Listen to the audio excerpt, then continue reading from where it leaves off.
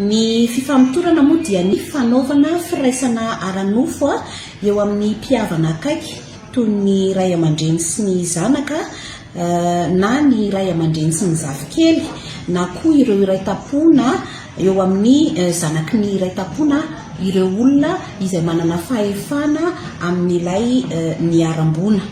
Hitatsika vao tsy ela teny amin'ny fahitalavitra sy ny tambajotra tseratsera teny fa nisy trangana raim-pianakaviana anankiray izay nifamototra tamin'ny zanany vavy nandritra ny taona maro.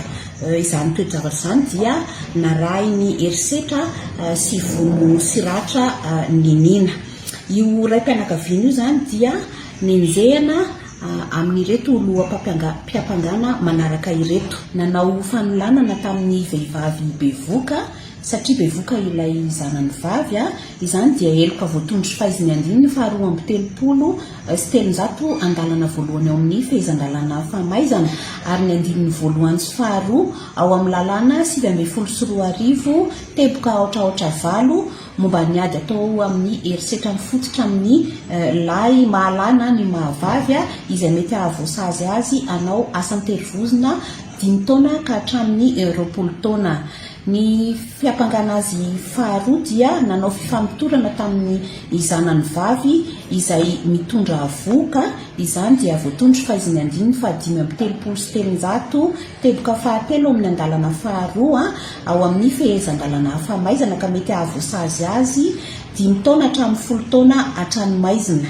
Ny loha-mpiampangana fahatelo dia vono siratra ninina natao tamina vehivavy bevoka eloka voatondry fahaiziny andininy faharoa amby folo sy telonjato bisy andalana faharoa ao amin'ny fehezan-dalàna famaizana sy andininy voalohany sy faharoa ao amin'ilay lalàna voalaza etsaloha mikasika ny ady atao amin'ny herisetra mifototra amin'ny mahalana ny mahavavy ka izany dia mety ahavoasazy azy 5 ka hatramin'ny 10 taona hatranomaizana.